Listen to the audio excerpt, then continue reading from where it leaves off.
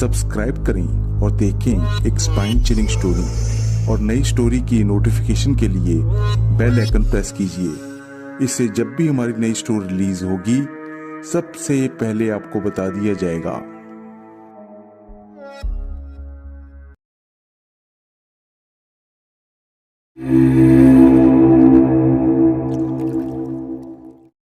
ब्रिगेंजो बहुत अमीर था। उसका काफी बड़ा कारोबार था। वह एक खुशहाल जिंदगी जी रहा था। पार्टी करने घूमने फिरने के अलावा ब्रिगेंजो को फोटोग्राफी का भी बहुत शौक था। उसे जब भी अपने कामकाज से फुर्सत मिलती तब वह अपने कैमरे को उठाकर बाहर घूमने चला जाता था। जब घूमते घूमते उसे प्रकृति का कोई सुंदर दृश्य दिखता वो झटपट उसे अपने कैमरे में कैद कर लेता।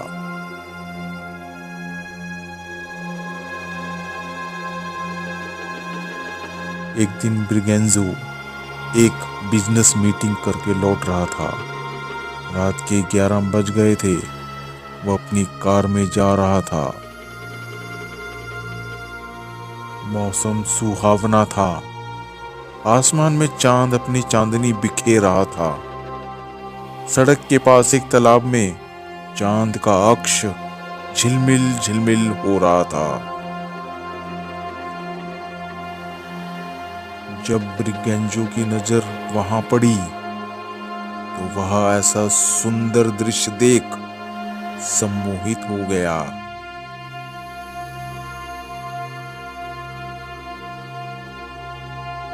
उसने अपनी कार सड़क के एक तरफ रोक ली।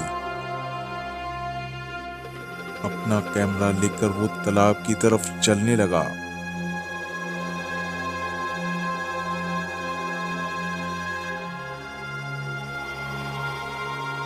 तालाब के पास आकर वो कैमरे से फोटो खींचने लगा।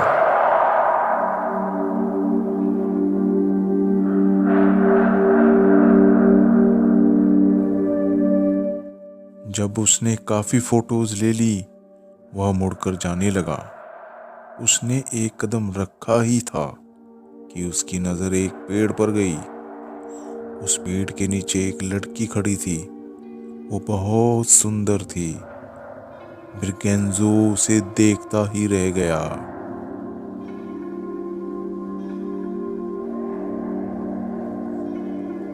वह लड़की चुपचाप खड़ी थी।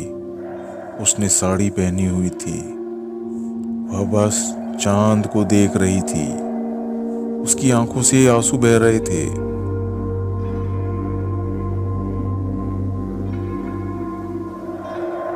इतनी सुंदर लड़की को देखकर ब्रिगेंजो के मन में कई सवाल उठने लगे। यह कौन है? इतनी रात को इस समय यह लड़की यहां क्या कर रही है?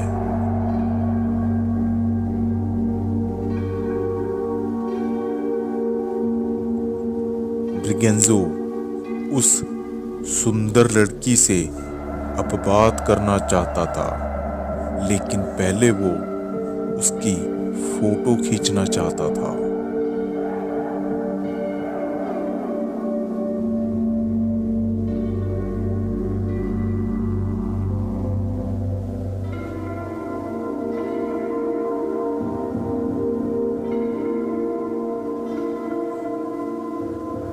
उसने फोटो लेने के लिए कैमरा लड़की की ओर फोकस किया। वह लड़की की तरफ देख रहा था।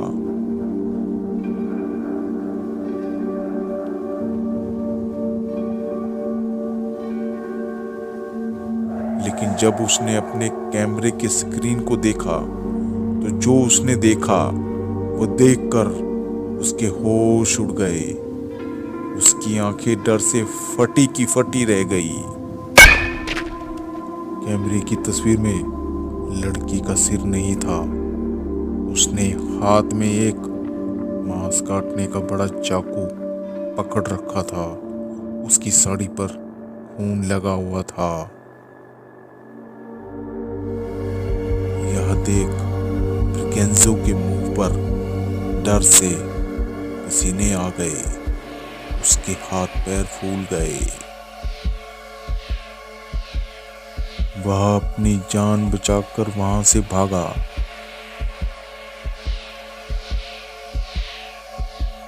और अपनी कार में बैठ गया। उसने झटपट अपनी कार चला दी।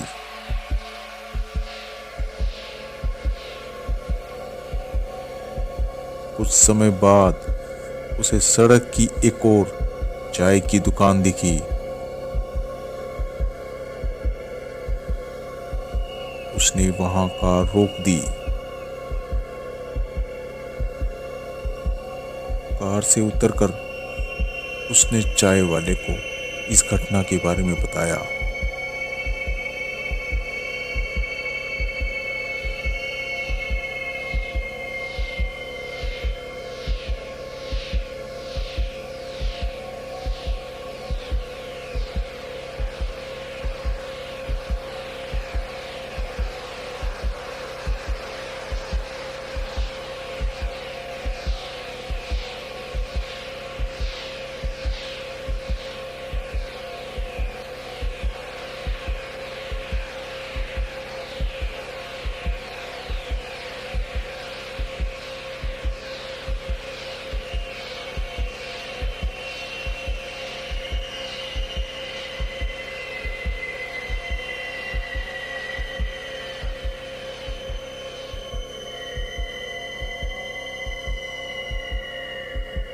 यह सुनकर चाय वाला बोला,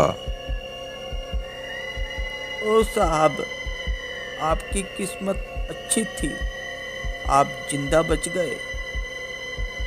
कुछ साल पहले जब यहाँ लूटपाट और दंगे हो रहे थे, तब तिगाइयों ने उस लड़की को उठा लिया। जंगल में तालाब के पास उसके साथ जबरदस्ती करने लगे। वो रोती रही।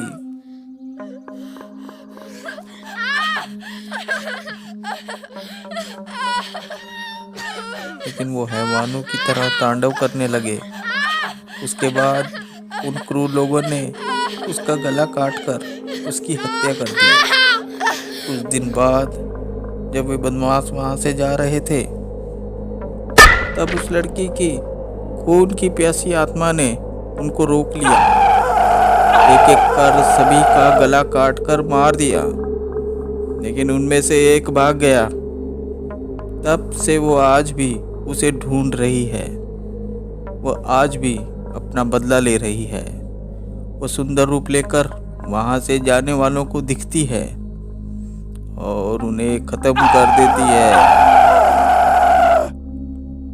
चाय वाले की इन बातों को सुनकर ब्रिगेंजो के होश उड़ गए। डर के कारण उसकी सांसें फूल गई। वो बस चाय वाले की तरफ एकटक देखने लगा।